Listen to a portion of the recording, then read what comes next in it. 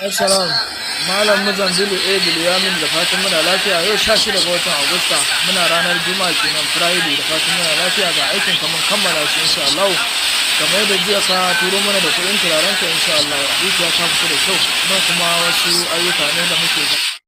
أعوذ بالله السميع العليم من الشيطان اللعين الرجيم بسم الله الرحمن الرحيم al'ummar musulmi na faɗin duniya kamar Togo, Nigeria, Liberia, Libya, Saudi Arabia, Tanzania, Burkina Faso, Mali, South Africa da sauran ƙasashe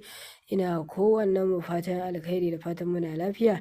Insha Allah a wancan makarantar tamu insha Allah mun dan samu damuwa da ita shi yasa muke a ɗora wasu bidiyoyin namu da suka riga suka gabata insha Allah kafin yanzu ina kowannen mu fatan alkhairi. Jama'ata ta Facebook, jama'ata ta Instagram, jama'ata ta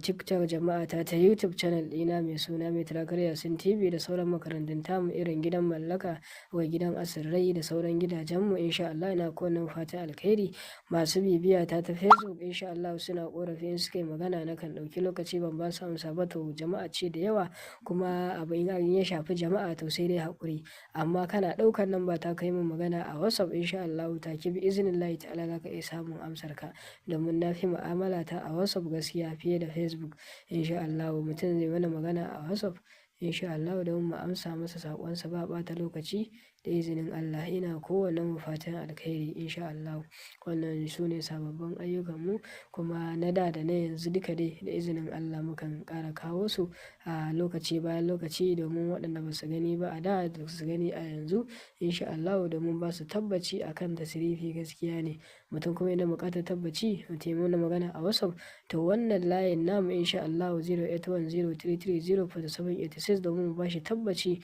insha Allah sannan ya aikin insha Allah ina kowanne mu fatan alkhairi.